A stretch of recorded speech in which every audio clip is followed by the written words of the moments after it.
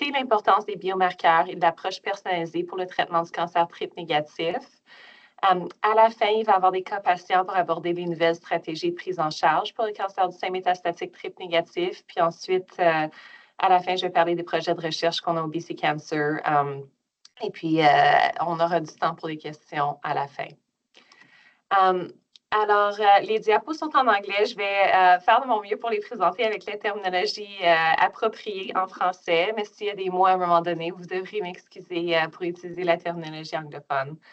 Alors, lorsqu'on regarde le cancer triple-négatif, souvent ce qu'on pense, c'est ce qu'on voit à la droite ici, donc un sous-type qui est plutôt basal, et puis il va avoir un taux de prolifération qui va être plus élevé, sensibilité à la chimiothérapie qui va être plus élevée. Mais en fait, ça représente à peu près 70 à 80 des cancers triple-négatifs qu'on voit. Et puis, il y a à peu près 20 à 30 qui vont avoir un parcours différent. Alors, souvent, ces types de cancers triple-négatifs-là vont être luminales, récepteurs d'androgènes qui va être positif. Donc, ce n'est pas tout le temps quelque chose qu'on demande en pratique clinique, mais qui peut peut-être donner des indices à ce niveau-là. Lorsqu'on fait le sous-type, des fois, on retrouve que ceux-là peuvent avoir un enrichissement pour le HER2, mais qui vont avoir un parcours plus luminal. Alors, de base, on ne passera pas trop de temps là-dessus, mais une des choses qui est intéressante ici, c'est lorsqu'on regarde dans le TCGA, on voit dans le cancer triple-négatif, comme je vous dis à peu près ici, c'était 86 qui étaient basal-like. Dans métabrique, à peu près 80 ici. Ensuite, si on regarde à ceux qui sont basal-like, c'est à peu près 80 des cancers triple-négatifs. Donc, l'un n'est pas nécessairement équivalent à l'autre lorsqu'on dit basal-like ou triple-négatif.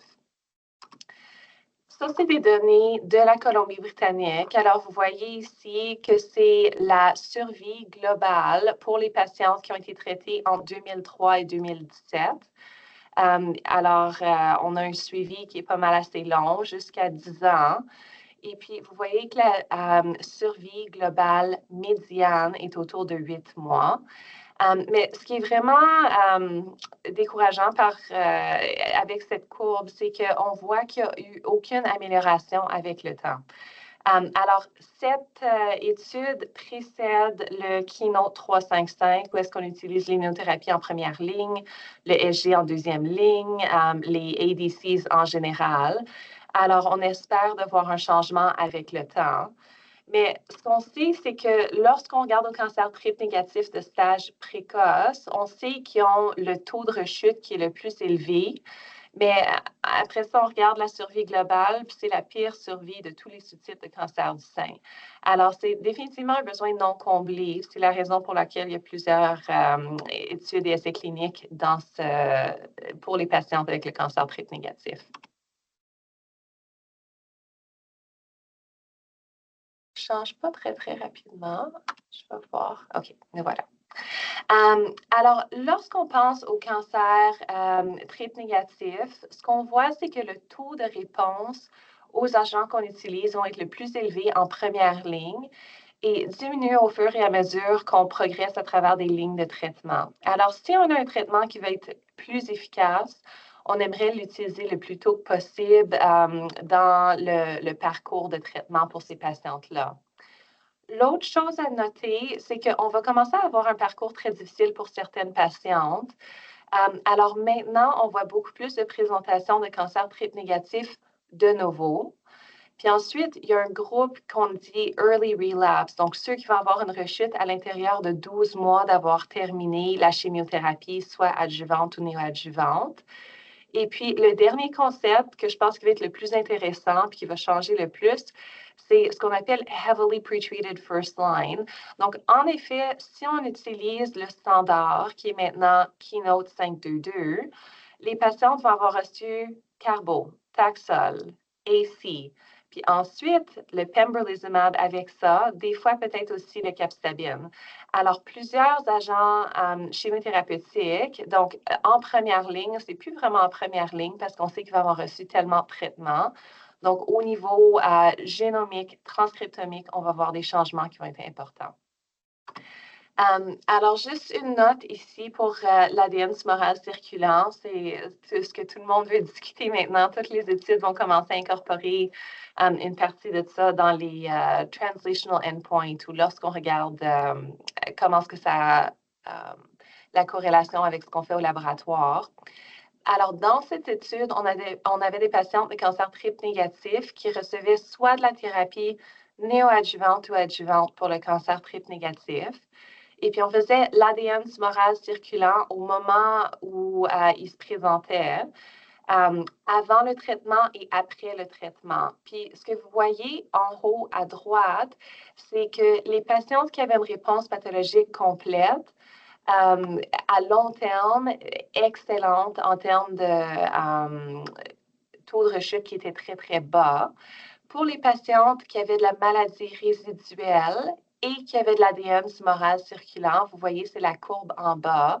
Donc, le taux de rechute extrêmement élevé, presque garanti d'avoir une rechute à un moment donné.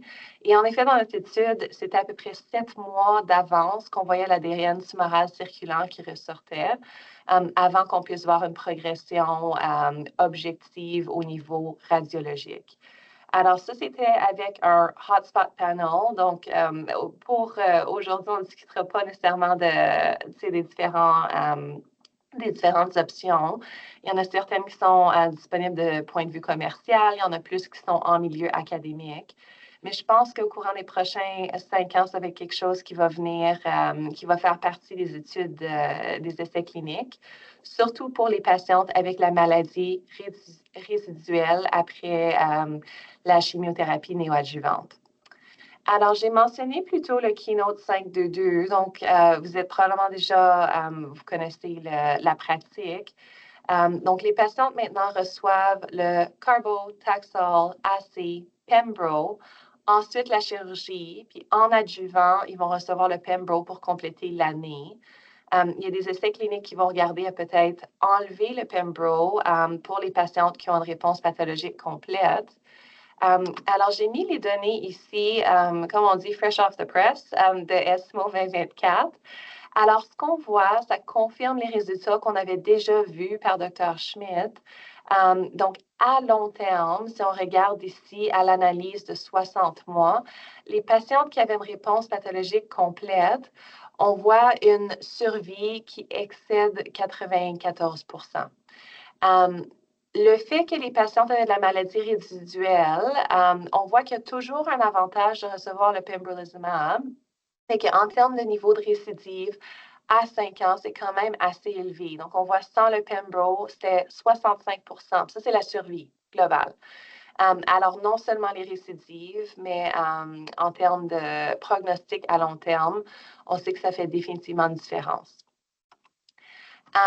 L'autre chose qui a été intéressante, c'est de savoir est-ce qu'on commence à traiter ce groupe de ER-low différents. Alors, on parle ici quand même de stage précoce, mais ces données-là, nous, en pratique, en Colombie-Britannique, on applique aussi du point de vue métastatique. Alors, ce qu'on a vu pour cette étude-là, qui était le Keynote 756, qui a été présenté à San Antonio en 2023, c'est que les réponses pathologiques complètes pour les patientes qui avaient un récepteur d'estrogène moins de 10 était ce qu'on s'attendrait de voir avec un cancer triple négatif. Alors, vous voyez dans la colonne à gauche ici, qui est vert turquoise, 57,6 Alors, de façon historique, pour un cancer hormonopositif, on s'attendrait à une réponse pathologique complète d'entre 5 à 15 Alors, on voit des taux qui sont beaucoup plus élevés ici.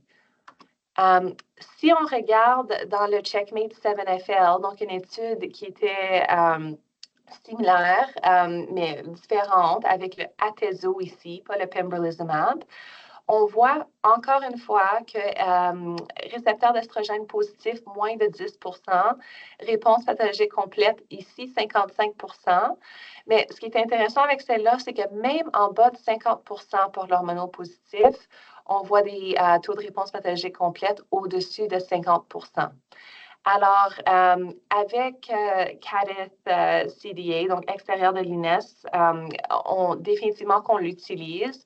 Ce que j'ai entendu du point de vue du Québec, c'est que les gens font différentes choses. Alors, peut-être quelque chose qu'on peut rediscuter à la fin de la présentation. Est-ce que vous traitez le ERLO différent que les patientes à récepteurs hormonopositifs, bien plus que 10 Alors, dans le cancer triple négatif, on commence à parler des biomarqueurs. Alors, sauf les derniers 5 ans, on n'utilisait vraiment pas beaucoup de biomarqueurs dans le cancer triple négatif. Là, maintenant, le PDL1, c'est ce qu'on utilise le plus souvent avec le CPS, Combined Positive Score, de plus que 10. Je vais vous montrer les études qu'on utilise maintenant en pratique de façon standard. On voit les mutations germinales BRCA, qui va être une autre cible potentiellement pour le traitement qu'on va discuter. Et puis ensuite, dans les nouvelles thérapeutiques, les autres choses qui vont peut-être venir dans le futur. Alors, j'ai parlé plutôt du Keynote 355. Alors, cette étude, c'était en première ligne pour le cancer métastatique triple négatif. Et puis, randomisation au Pembro avec chimiothérapie versus placebo chimiothérapie. Et puis là, je vous mets ici la survie globale. Je pense que c'est ce qui est le plus important du point de vue patient au niveau de la survie globale. Mais on voit qu'il y avait un avantage et une différence de presque 7 mois à 2 ans. Alors, très important d'introduire ça. Pour le CPS, excellent ici. Alors, on voit que l'avantage, c'est vraiment pour ceux qui ont CPS ou Combined Positive Score de plus que 10. Donc, les données avaient été présentées de façon un petit peu différente par rapport au CPS au début, mais avec les sous-groupes, on voit que c'est vraiment le CPS 10 ou plus qui a un avantage. Alors, vous vous rappellerez peut-être que lorsque je vous ai montré les données de Keynote 522, on n'utilise pas le CPS pour choisir. Dans le Keynote 756, donc dans le cancer hormonopositif, en effet, on utilise le CPS. Alors, les critères sont différents par rapport aux différents sous-types de cancer. Le deuxième que j'ai mentionné, c'est avec les mutations BRCA qui sont germinales. Alors, il y a 2 études qui ont démontré un avantage avec les inhibiteurs de PARP. Donc, l'étude Olympiade et IMBRACA. Au Canada, on a juste accès à olaparib. En Europe, ils ont accès au talazoparib aussi. Alors, si on regarde les résultats juste de façon rapide, donc la survie sans progression ici, on voit un avantage de 3 mois avec olaparib de façon très similaire avec le talazoparib. Alors, des fois, c'est une option qui est attrayante parce qu'on sait qu'on peut repousser la chimiothérapie peut-être un petit peu plus tard. Dans l'étude, on voit ici qu'une survie sans progression à peu près 7 mois sur le olaparib. Une des études que je pense qui est intéressante ici, c'est le sous-groupe qui n'avait pas reçu de chimiothérapie. Et puis, on voit un avantage ici avec un hazard ratio 0,5. Alors, il y a peut-être quelque chose là, mais comme je vous dis, c'est un sous-groupe qui avait été analysé. Pour nous, en Colombie-Britannique, on n'a pas présentement accès au olaparib remboursé de façon publique. Je ne me rappelle pas au Québec si c'est disponible, mais je pense que c'est une option qui est quand même assez attrayante pour les patients. Alors, passons donc au conjugué anticorps médicament, qui est all the rage, ou tout ce qui est nouveau maintenant qu'on voit dans les grands congrès. Alors, le ESSENT, c'était le premier qui est sorti pour le cancer triple négatif. Alors, pour cette étude, on avait les patients avec le cancer métastatique triple négatif qui avaient reçu 2 chimiothérapies ou une ligne de chimiothérapie, mais une récidive à l'intérieur de 12 mois du temps où ils avaient complété la thérapie adjuvante ou néoadjuvante. Et puis, randomisé 1 à 1 au SG ou traitement au choix de l'oncologue. Et puis, ce qu'on voit à gauche ici, c'est la survie sans progression, une amélioration qui est relativement modeste, à peu près 3 mois. Alors, assez pour avoir un impact clinique. Mais ce qui était vraiment plus impressionnant avec l'étude, c'est ce qu'on voit au niveau de la survie globale. Et vous voyez à droite ici, qu'il y a une séparation des courbes qui se fait relativement tôt, donc à l'intérieur du premier 3 mois. Donc, au premier scan, on voit déjà un avantage. Qui était presque 5 mois ici pour la survie globale pour les patientes. Si on regarde le choix de chimiothérapie qui avait été utilisé, peu importe, le SG offrait un avantage à ce niveau-là. Et puis, si on regarde spécifiquement ce groupe de patients qui avaient reçu une ligne de chimiothérapie, mais qui avaient eu une rechute à l'intérieur de 12 mois de la thérapie, soit adjuvante ou néoadjuvante, il y avait de l'air d'avoir un bénéfice relativement similaire. Donc, encore, c'est un sous-groupe, très peu de patients dans ces analyses, mais qui renforçait un peu les trouvailles avec cette étude. Alors, présentement, on y a accès en Colombie-Britannique pour la deuxième ligne and beyond. Il n'y avait pas vraiment de différence pour le TROP2. Alors, c'est différent de ce qu'on voit avec d'autres conjugués anticorps médicaments. Et puis, je vais revenir à cette question-là un petit peu plus tard. En termes d'effets secondaires, vous avez probablement eu la chance d'utiliser le SG au courant de la dernière année ou deux. Alors, ce qu'on voit le plus souvent, c'est neutropénie, des fois anémie, nausée, diarrhée, fatigue, alopécie. Donc, si on regarde dans l'étude, il y avait à peu près la moitié des patientes qui ont reçu le G-CSF, comparé à 23 pour le traitement au choix. Alors, c'est intéressant parce qu'avant cette étude-là, nous, on n'utilisait pas du tout le G-CSF pour le cancer métastatique. Donc, ça a changé la pratique à ce niveau-là. Je dois dire que nous, maintenant, on réduit la dose moins souvent depuis qu'on utilise le G-CSF, surtout à la première occasion de neutropénie. Passons au TDXD. Donc, on a vu l'étude Destiny Breast 04 qui regardait le TDXD pour les patientes avec ce qu'on appelle le HER2-low. Alors, est-ce que le HER2-low, c'est un groupe, un sous-type de cancer différent? La réponse courte, c'est non, mais ça nous donne une cible pour le traitement avec l'anticorps, donc ce ADC qui est contre le HER2. Dans cette étude, les patientes avaient soit récepteurs hormonaux positifs ou négatifs, mais c'était une très petite proportion qui était des cancers triple négatifs ici. Alors, si on regarde les résultats de l'étude, donc à droite, vous voyez la survie sans progression chez toutes les patientes. Hazard ratio 0,5. Alors, définitivement un avantage pour le TDXD. Survie sans progression de presque 10 mois à ce niveau-là. Et si on regarde la survie globale, ici aussi, on voit un avantage de plus de 6 mois.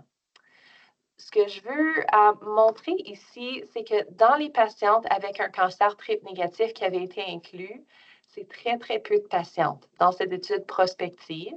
Alors, vous voyez ici qu'il y a juste 60 patientes qui étaient incluses dans l'analyse exploratoire ici pour le cancer qui était récepteur hormonal négatif, donc triple négatif.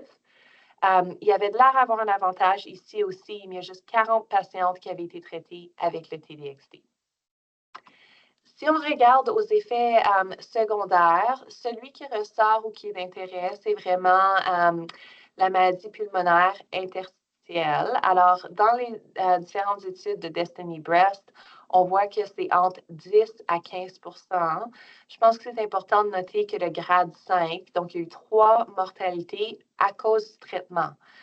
Alors, je pense que c'est important qu'on reconnaisse que c'est un risque avec le TDXD et puis qu'on ait la capacité de faire les CT scans pulmonaires avec haute résolution si les patientes ont des symptômes. Alors, si on compare les ADC qui sont présentement approuvés pour le traitement du cancer triple négatif, donc j'ai mis ici HER2 negative ou low, ce qu'on voit, c'est pour le TDXD, on a besoin de faire le testing biomarqueur pour le HER2.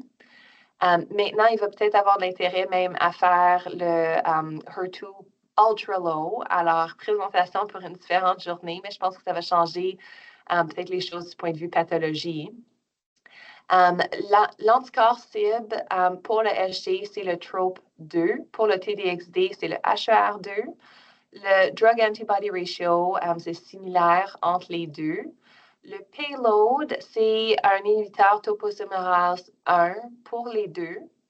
Et puis, les deux vont avoir ce qu'on appelle le bystander effect, donc la chimiothérapie qui va être livrée dans l'environnement. Donc, en termes de différence, j'ai mis dans la boîte rouge ici, c'est vraiment du point de vue d'effets secondaires qu'on voit. Donc, pour le SG, neutropénie, diarrhée, hypersensitivity, on ne voit pas super souvent, malgré que c'est quelque chose qui est noté. Le TDXD, nausée, j'ai parlé de pneumonite ou maladie pulmonaire interstitielle. Et puis, dysfonction au niveau de la fonction ventriculaire. Alors, une des questions qui ressort le plus souvent, qu'est-ce qu'on fait avec les patientes qui ont des métastases cérébrales? Alors, si on regarde le SG, c'est une analyse exploratoire ici pour le sous-groupe avec les patientes métastases cérébrales. On voit que les taux de réponse intracrânienne étaient relativement bas. Le taux d'avantage clinique était autour de 10 mais c'était vraiment pas un des points d'intérêt pour l'étude. Donc, not powered pour regarder pour les métastases cérébrales spécifiquement. Si on regarde au TDXD, la plupart des données qu'on a, c'est vraiment au cancer HER2 positif. Donc, dans le cancer triple négatif, il y a très peu de données. J'ai mis ici dans la boîte rouge les résultats de DEBRA, donc qui regardait au TDXD avec les patientes avec métastases cérébrales qui étaient non traitées ou des métastases cérébrales qui progressaient après avoir eu un traitement local. Alors, on voit qu'il y a quand même des réponses intracrâniennes ici, mais très, très peu de patientes. Dans la cohorte 2, c'est ça que j'ai mis ici. L'autre qui était intéressant, c'est avec le leptomeningeal disease. Donc, il n'y avait pas de comparaison ici, mais on a vu ces données-là qui étaient vraiment provocantes à San Antonio. Donc, une survie globale de plus d'1 an avec le leptomeningeal disease, c'est quelque chose qu'on ne voit jamais vraiment en clinique avant le TDXD. Alors, je pense qu'il y a peut-être quelque chose à ce niveau-là à considérer pour les patientes qui ont une maladie intracrânienne qui est quand même importante ou leptomeningeal disease, que c'est peut-être à ce moment-là une occasion pour utiliser le TDXD. Donc, il y a plusieurs études maintenant qui vont regarder à incorporer les ADC plus tôt dans les stratégies de traitement. Revenir au diapo que je vous présentais plus tôt, on sait que les traitements plus efficaces, on veut les utiliser le plus tôt possible pour avoir les meilleures réponses objectives. On sait que le temps de contrôle diminue avec le temps. Alors, le Ascent 0304 vient tout juste de fermer. Alors, on espère voir des résultats dans la prochaine année, on va espérer. Alors, l'autre qui était intéressant, c'est le Tropion Breast 01. Mais jusqu'à date, on a juste vu les données dans l'hormonopositif. Et puis, justement, cette semaine, ils viennent de relâcher à la presse le fait que la survie globale n'est pas arrivée à l'objectif ou à la cible qu'ils avaient misée. Alors, on ne sait pas ce que les résultats vont avoir de l'air. Mais je pense que ça nous donne une idée que peut-être les ADC ne sont pas tous équivalents. On a parlé plutôt d'un changement au niveau de la cible, un changement au niveau du payload. Alors, c'est des choses qu'on va voir. Donc, le Tropion Breast 02, est-ce que ça va être différent pour le cancer triple négatif? Il va falloir attendre pour voir les résultats. Du point de vue clinique, une des questions qui ressort souvent aussi, c'est est-ce qu'on peut utiliser un ADC après un autre ADC? Alors, ça, c'est une étude rétrospective qui a été faite en France. Alors, la France était un des seuls endroits où est-ce qu'ils ont donné accès pour un ADC après un autre. Et puis, ce qu'on voit, c'est qu'avec le deuxième ADC, la médiane, c'était de 2 à 3 mois pour la survie sans progression. Alors, vraiment pas mieux que la chimiothérapie conventionnelle, ce qu'on utiliserait autrement, dans une population qui n'a pas été choisie. Donc, l'autre chose qui est intéressante que j'ai mis à gauche ici, c'est qu'en termes de résistance, on va être 40 de résistance au premier ADC, 50 de résistance au deuxième ADC. Donc, il y a une résistance cross-reactivity qu'on dit, donc certaines qui étaient à l'anticorps, certaines qui étaient au payload. Cette étude-là de Dr. Huppert, qui a été présentée à San Antonio cette année aussi, était intéressante. À droite, vous voyez la colonne pour le cancer triple-négatif. Ce qui est intéressant, c'est que vous voyez en bleu, en haut à droite, le ADC2, il y a certaines patientes qui avaient une survie sans progression qui était plus que 10 mois. Alors, on voit au moins 3 patientes dans cette cohorte de 25 patientes ici qui ont eu un avantage du deuxième ADC, mais on ne sait pas qu'est-ce qu'il y a d'unique ou de spécial pour ces patientes-là. Alors, à l'extérieur de ces cliniques, présentement, je pense qu'on n'a pas assez de données pour dire qu'on devrait faire un sequencing d'un ADC après un autre. Il y a une étude présentement en cours à Vancouver ou qui va commencer au mois d'octobre, qui va regarder à cette question-là pour voir est-ce qu'on peut choisir les patientes pour le deuxième ADC. Alors, je sais qu'aux États-Unis, il y en a qui font ça maintenant d'emblée, mais je dois dire qu'en termes du coût pour le traitement et puis des effets secondaires, je pense que de voir 2 à 3 mois de survie sans progression, présentement, ça ne vaut pas vraiment le temps. Si on regarde la séquence de TDXD avant et le SG après, il y avait juste 3 patientes ici. Alors, on ne peut pas vraiment répondre à la question pour savoir est-ce qu'un est meilleur avant l'autre. Mais je pense que ce n'est pas une surprise de voir que le SG était utilisé en premier parce que les données de façon prospective, on a plus de patientes à ce niveau-là. Donc, est-ce qu'il y a d'autres cibles qu'on regarde? Alors, on a vu à ESMO le patritumab deruxtecan, donc celui en bas à droite, présenté en hormonopositif. Alors, je pense que ça va être intéressant. Là, c'est le LIV-1 qu'on n'a pas vu beaucoup, mais quand on regardait le programme pour ESMO, il y avait toutes sortes d'ADC qui ressortaient de partout à travers le monde. Alors, je pense que ça va être définitivement la voie du futur. Alors, qu'est-ce qu'on fait présentement? C'est vraiment là où est-ce que ça culmine ici. Donc, avec les patients pour le cancer triple-négatif, ça, c'est une adaptation des lignes directrices de ESMO. J'ai simplifié ça un petit peu parce qu'il y a certaines des choses qui ont accès que nous, on n'a pas accès. Alors, une de mes fellows, on a publié ça fait 2 ans maintenant, en 2022, mais ça n'a pas vraiment changé beaucoup. Alors, pour les patientes avec un cancer métastatique triple-négatif qui ont PD-L1 positif, donc CPS plus que 10, on offrirait la chimiothérapie avec le Pembro. Pour le PD-L1 négatif, sans crise viscérale, on donnerait une chimiothérapie seule.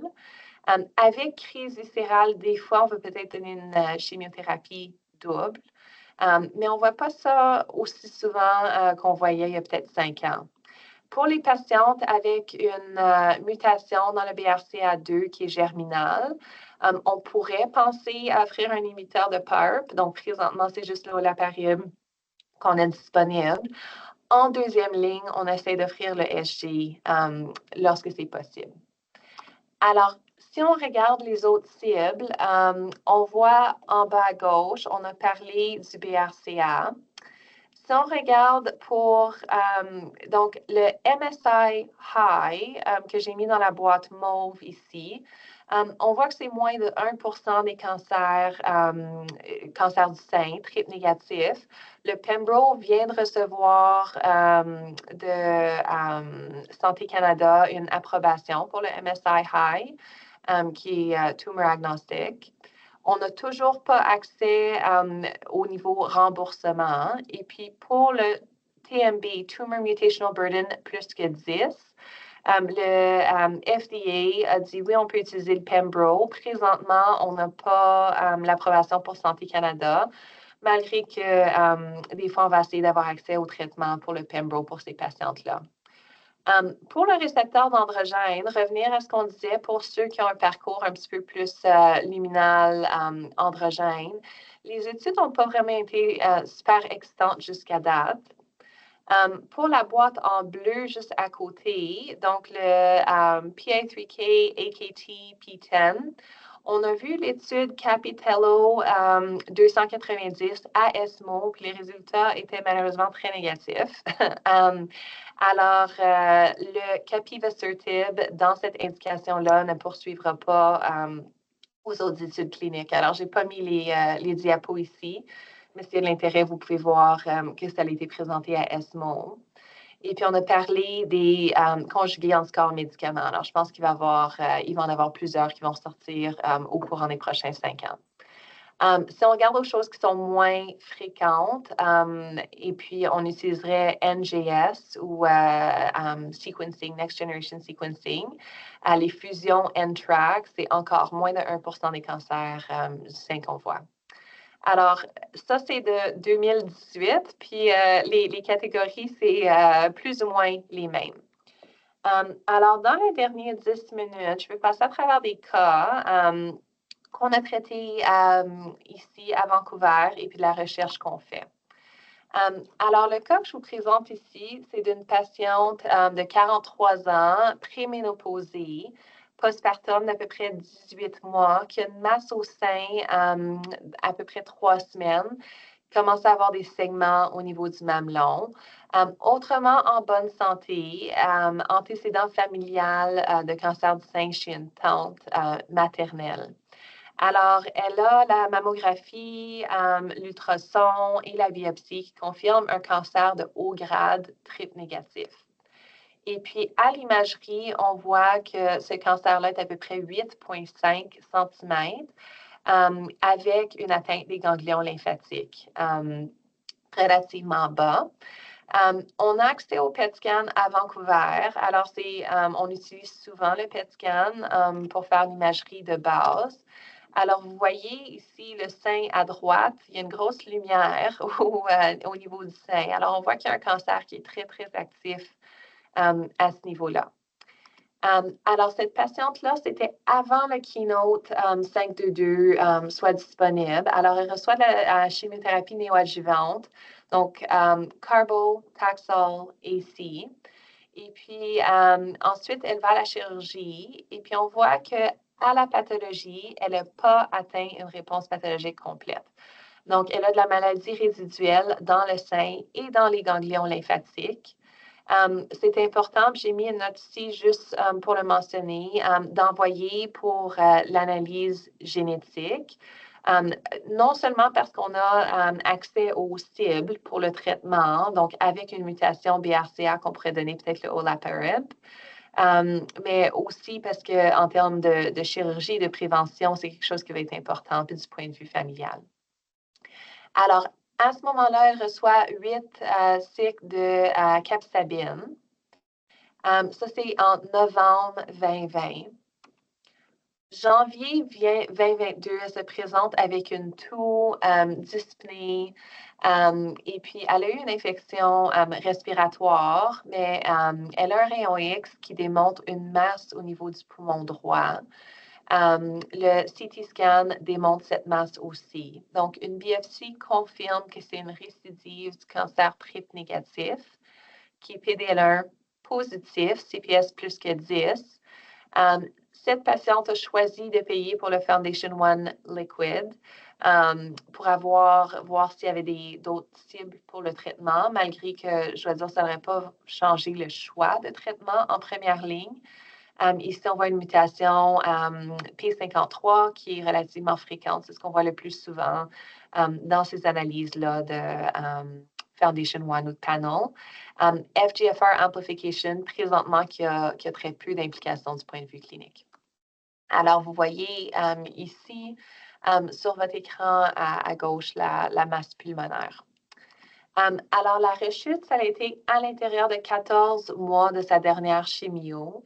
Elle est quand même en bonne santé, aucune crise viscérale. Donc, elle reçoit le Pembro Carbogem. Donc, on a utilisé la combinaison de chimiothérapie ici. Elle a eu de la cytopénie, thrombocytopénie, alors rien de surprenant. Et puis de l'hypothyroïdie. Alors, on voit des événements néfastes au niveau endocrinien, surtout avec l'immunothérapie. Et puis, on voit une réponse qui est excellente au PET scan. Donc, vous voyez, c'est très petit en termes de ce qui reste de maladies résiduelles au niveau du poumon. Plus tard, donc 3 mois plus tard, pas longtemps après, on voit que le marqueur tumoral commence à augmenter. Je dois dire qu'on ne fait pas ça de façon routine, mais pour les patientes qui ont une biologie de cancer un petit peu plus agressif, puis on sait qu'on n'aura pas nécessairement les scans au moment exact où est-ce qu'on aimerait les avoir, des fois, ça peut aider, puis ça peut nous donner un indicateur qu'on doit faire le scan un petit peu plus tôt. Alors, on a répété un PET scan chez cette patiente-là, puis on voit qu'il commence à avoir un agrandissement de cette masse pulmonaire qui est très rapide.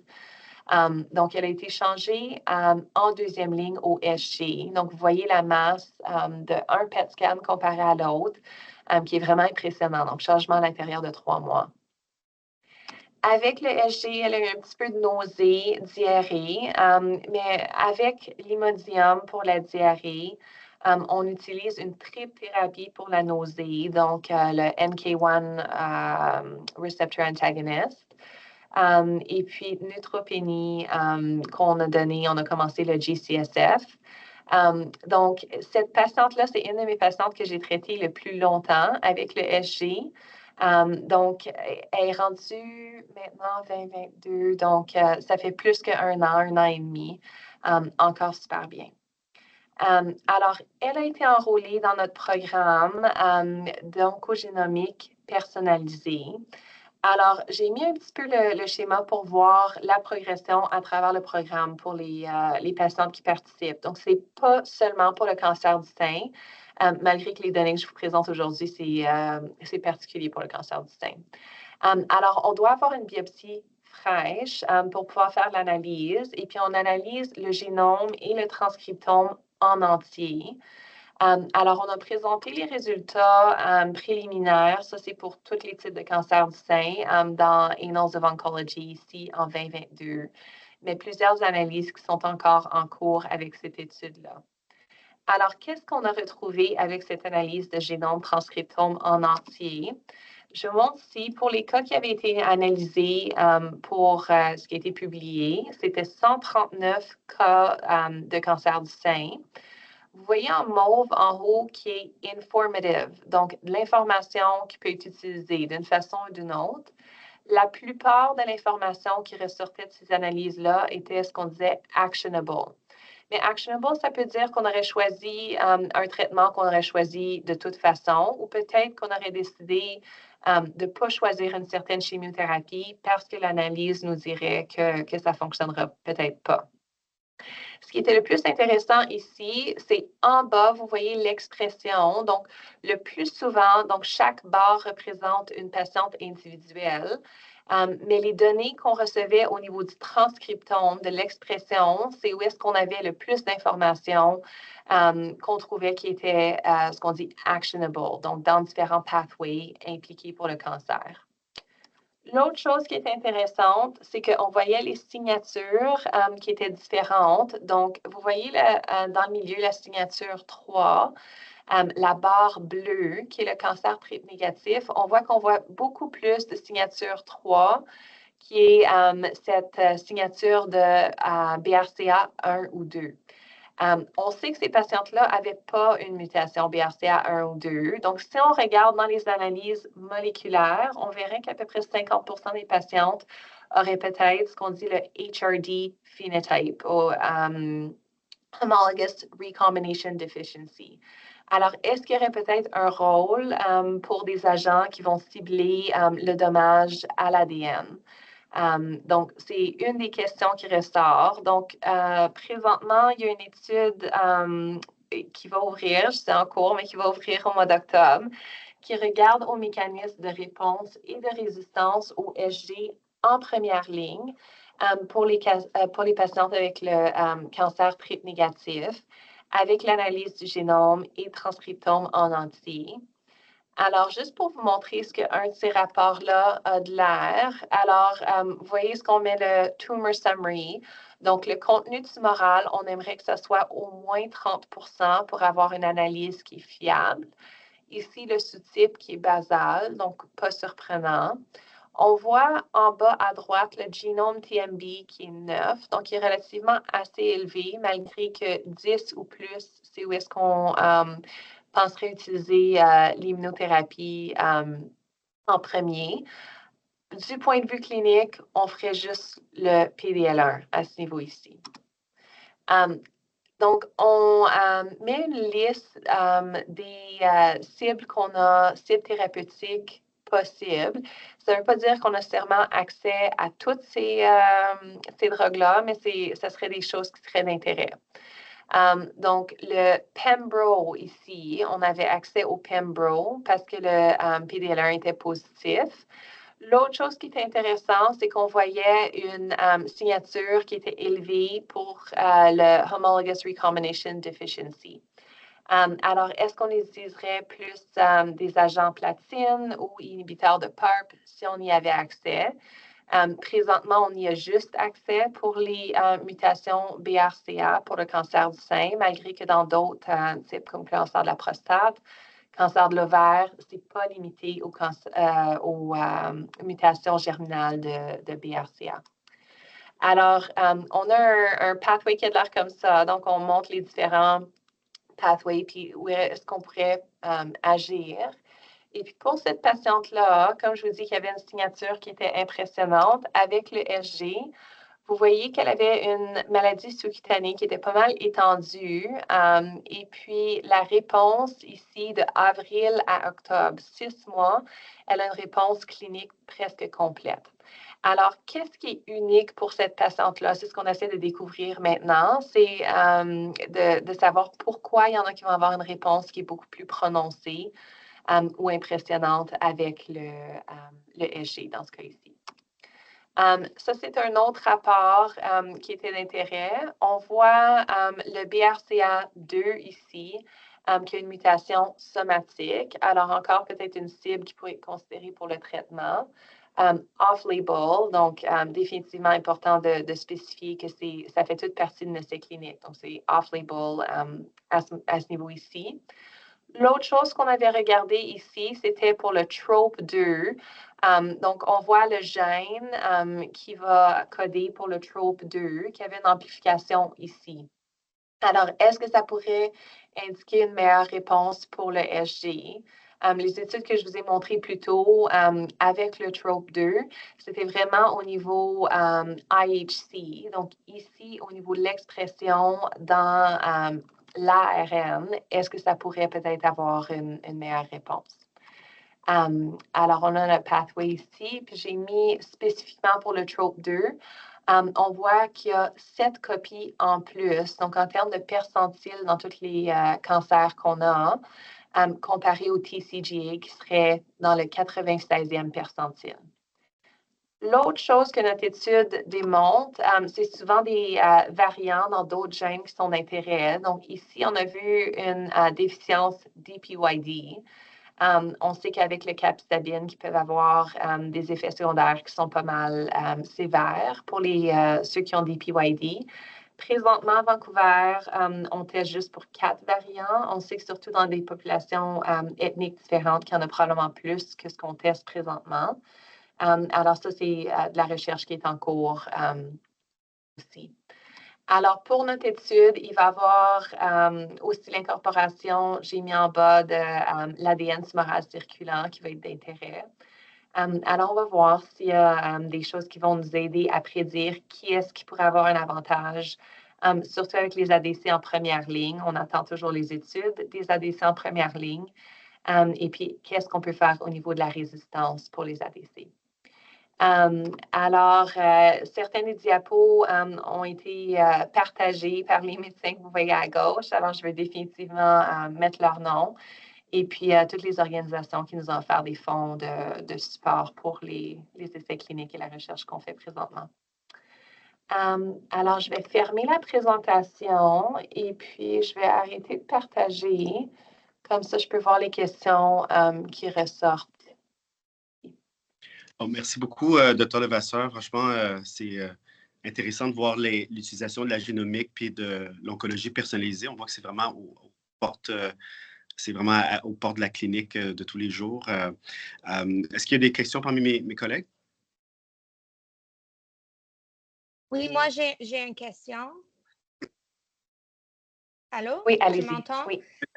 Alors, Oui, vas-y. alors je trouve avec tous les molécules ADC que maintenant, dans les trips négatifs, si on a un patient qui est aussi HR de l'eau, on est pris avec un choix, Trodelvy ou Enhertu, et parce qu'on ne peut pas les séquencer après encore, comme vous avez bien décrit. Je suis curieuse de qu'est-ce que vous utilisez pour faire votre décision et c'est quoi votre méthodologie pour l'instant? Parce que ça m'est arrivé quelques fois où j'avais le choix entre les deux options pour les patients. Oui. Non, je pense que c'est une question qui ressort de plus en plus souvent maintenant, hein. Alors, pour nous, on a accès, donc si les patients ont eu une ligne de chimiothérapie, on a accès aux 2 agents. Comme je vous dis, pour le Destiny Breast 04, il y avait juste 60 patientes avec un cancer triple négatif qui ont été traitées. Donc, je pense pour les données qu'on a présentement, je préfère le SG pour le cancer triple négatif en 2e ligne. Le seul caveat là-dessus, c'est que pour les patientes avec métastase cérébrale ou je pense que le TDXD, on a plus de données puis d'indications qu'il y aurait une réponse intracérébrale qui est peut-être mieux ou meilleure. Les études on voit les études plutôt dans le HER2, mais je pense que c'est important de faire cette différenciation-là. On va avoir un essai clinique pour avoir le sequencing. Je pense qu'il y a plusieurs études qui sont en cours qui regardent pour cette question de sequencing. Parce que présentement, pour les 2 ADC qu'on a qui sont pour le TDXD et le SG, on sait que le payload, c'est le même. Alors, si on avait un autre ADC qui avait un différent payload, est-ce que ça pourrait à ce moment-là être intéressant? On a vu que les autres ADC, je veux dire, il y en a pas d'autres qui sont présentement prêts pour le prime time dans le cancer triple négatif. Mais ça change à tous les congrès. Alors, on va voir pour les prochaines données qui ressortent. Merci beaucoup. D'autres questions? Emmanuel. Oui, bonjour. Merci beaucoup, Dr. Levasseur. C'était vraiment très intéressant, là, votre présentation. Moi, j'ai une question par rapport à la première ligne avec Pembro et Chimio. Est-ce que, bon, j'ai vu dans votre cas clinique, là, vous aviez utilisé le CarboGem. Est-ce que vous arrêtez, parce que, bon, moi, ça m'est arrivé quelques fois, j'ai utilisé le Taxol, mais est-ce que quand la réponse est très bonne, à un moment donné, vous arrêtez la chimio puis vous continuez Pembro seul jusqu'à temps qu'on perde la réponse? Oui, alors effectivement, pour celles qui ont une réponse qui est excellente, habituellement, on va essayer de faire 6 à 8 cycles de chimiothérapie. Et puis à ce moment-là, on ferait de l'immunothérapie maintenance. Donc, on y a accès jusqu'à 2 ans.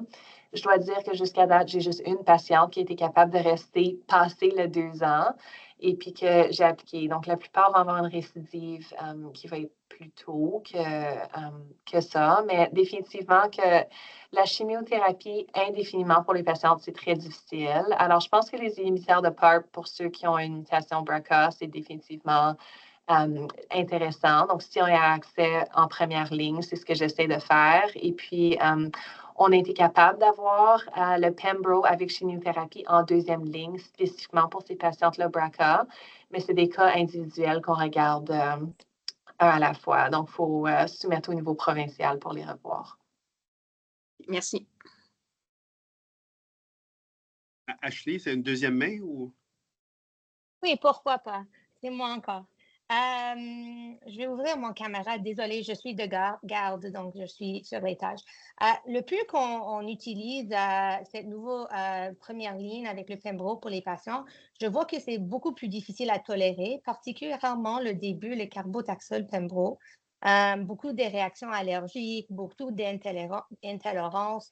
Puis des fois, ils ne sont pas capables de le finir. Moi, j'ai commencé des fois de omettre le carbo via la fin. Je ne sais pas c'est quoi votre expérience avec ça parce que je le trouve beaucoup, beaucoup plus difficile comme comparé à un dose d'ACT, par exemple.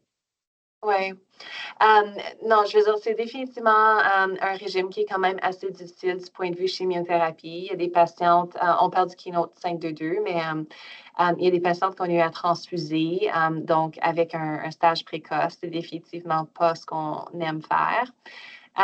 Présentement, pour des patientes qui n'ont pas l'atteinte de ganglions lymphatiques, je dois dire qu'en Colombie-Britannique, c'est à peu près 50-50 pour celles qui vont avoir le Pembro d'emblée. C'est pas tout le monde qui utilise le carbo d'emblée non plus. Donc, c'est tout venu comme un package ensemble quand on a eu le Keynote 522. Parce qu'avant ça, on n'utilisait pas le carbo si souvent qu'on l'utilise maintenant. Donc, oui, moi, personnellement, je l'utilise pour celles qui ont un cancer de 2 cm ou plus parce que la survie globale et puis ce qu'on voit maintenant avec les résultats qui sont impressionnants, que je pense que ça vaut la peine, surtout chez les jeunes patientes. Mais le Immune-Related Adverse Events qu'on voit, c'est beaucoup, beaucoup plus élevé que ce qui a été rapporté en essai clinique. Alors ça, je pense que ça va être quelque chose qu'on va revoir plus. Donc, il y a plusieurs centres au Canada, on essaie de mettre données ensemble. Je pense qu'au Québec, qui est-ce qui m'a mentionné? Peut-être le docteur Bouganim. En tout cas, il y a quelqu'un au Québec qui est en train de regarder à cette question-là aussi pour voir c'est quoi le taux d'événements immunitaires, autoimmune events. Désolée, les mots me manquent. Merci beaucoup. Alain, tu as une question? Merci, Dr. Levasseur. C'est vraiment une super présentation très complète. Peut-être deux questions. La première, juste sur la ligne du 522 Keynote, et vous en avez parlé brièvement dans votre présentation. Vous gardez le Pembro, peu importe la rémission complète pathologique. Vous le gardez tout le temps, c'est ça? Présentement, oui. Si les patients ont développé une endocrinopathie, je pense que, je veux dire, le dommage est déjà fait. Alors, je continue à ce moment-là. Si on a eu un autre genre de immune-related adverse events, donc une hépatite ou colite ou choses comme ça, à ce moment-là, si on a une réponse pathologique complète, souvent, on va l'arrêter en adjuvant. Il va y avoir l'étude clinique qui s'appelle le Optimize PCR. Donc, c'est une étude coopérative qui va être à travers le CCTG. Donc, avec le CCTG, on va avoir accès pour la randomisation aux patientes qui ont une réponse pathologique complète. Lorsqu'on regarde dans la survie globale avec les résultats qui ont été présentés par Dr. Schmidt, on voit que la différence est très minime pour les patientes qui ont une réponse pathologique complète. Donc, je pense que ça nous donne peut-être une occasion de faire du de-escalation ou de diminuer la thérapie qu'on va offrir. Mais je pense que jusqu'à temps qu'on ait l'essai clinique, le standard présentement, c'est de donner le Pembro en adjuvant. Pour nous, je dois dire, une des limites qu'on a, c'est qu'on ne peut pas donner le Pembro avec le capecitabine et on ne peut pas donner le Pembro avec le olaparib. Alors, on est forcé de faire un choix à ce moment-là. Quand ça vient, donc, nous, on essaie de donner le Pembro parce que c'est ce qui est plus cher. Il y a des patients qui vont débourser les frais pour le capecitabine. Donc, au moins, en termes de vieille chimiothérapie, ce n'est pas aussi dispendieux. Pour le olaparib, je dois dire qu'habituellement, on abandonne le Pembro, on fait le switch à l'olaparib. On pense d'un point de vue mécanistique, probablement que ça a un petit peu plus c'est plus intéressant d'essayer quelque chose de différent parce que ces patientes-là qui ont l'olaparib auraient de la maladie résiduelle. Et puis, ce qu'on a vu dans l'étude Olympiade ou Olympia, c'est que qu'est-ce que j'étais pour dire donc? qui avait un avantage au niveau de la survie globale. Alors, je pense que pour les patientes avec mutation BRCA, qu'on choisirait différemment. Merci.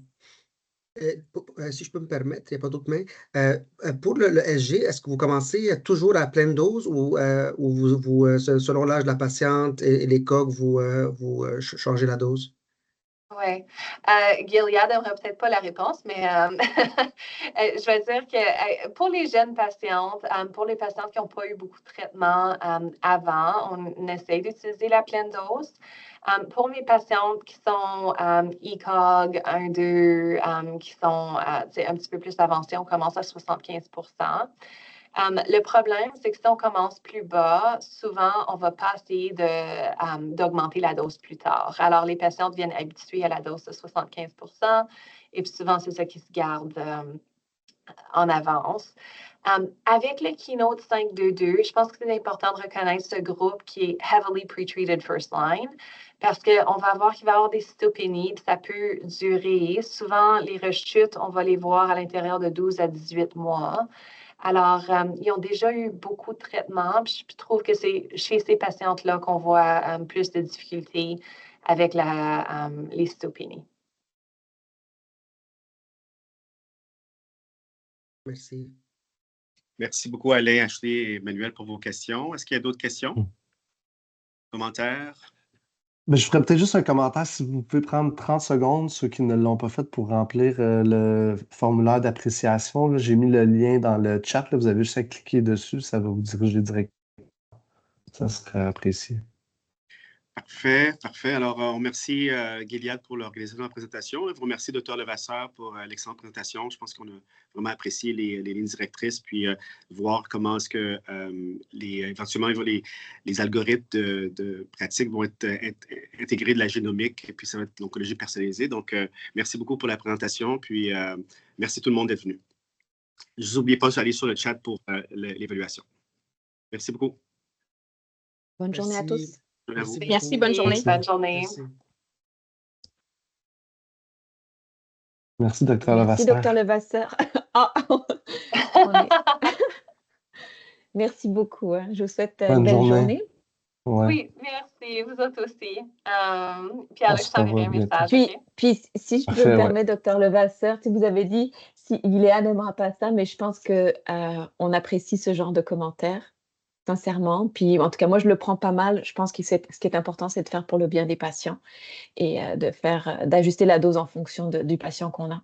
Parce que je crois qu'au final, on le voit aussi, les plus belles histoires, c'est le patient qui reste sur le médicament. Donc, des fois, la dose est peut-être trop élevée pour ce patient-là. Puis, on sait aussi qu'à dose plus faible, il y a moins de toxicité et que donc, c'est une plus belle expérience. Et puis, je crois que Pierre-Luc a aussi les données. Je crois que baisser la dose, ça ne compromet pas l'efficacité, en tout cas. Donc, je ne sais pas si vous les avez vus, cette petite diapo-là, en termes de durée de PFS ou… Oui. La diminution de la dose, c'était plutôt pour les effets secondaires, mais je veux dire en termes de tolérance, que les patients sont moins découragés, surtout celles qui sont déjà un petit peu compromis du point de vue de ses fonctions physiques. Donc, merci beaucoup pour votre opinion d'expert. Merci. Oui. Très bien. Bonne journée. Au revoir. Merci. Bonne journée. Bye-bye. Bye.